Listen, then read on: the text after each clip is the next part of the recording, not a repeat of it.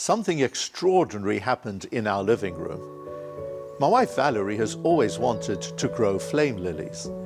This is because the flame lily is the national flower of Zimbabwe, where Valerie grew up. So at long last, she bought the bulbs. And quite remarkably, as you can see here, within just a few weeks, the plants reached right up to the ceiling. And then something very special happened. There were two stems, about 18 inches apart, and tendrils started to grow from each stem horizontally. You can actually see it here. And they were moving one from each stem towards the other until eventually they met, and then they curled around each other. It was quite clear to us that each tendril was in search of another to connect with, to bond to. This fascinating natural inclination to connect is something we can all learn from, and it's certainly a lesson which was lost on Korach. Parashat Korach commences with the words Vayikach Korach. Korach took. And all of our Mefarshim, our commentators, want to know, what did Korach take?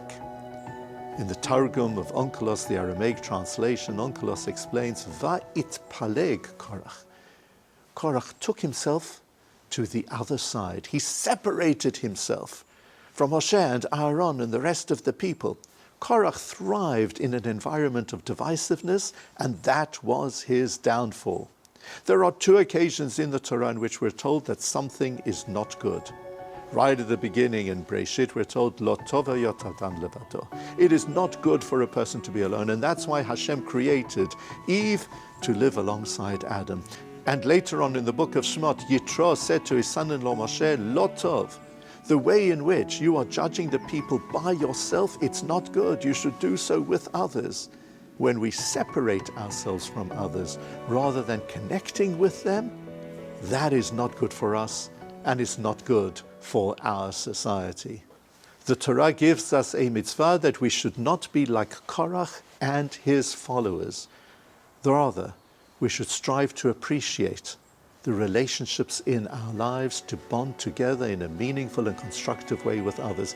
This certainly is one of the major lessons of the coronavirus, during which we have been denied that opportunity to have physical contact with others. Let us appreciate the relationships we have by reaching out to others with affection and love. After all, if plants can do it, we can too. Shabbat Shalom.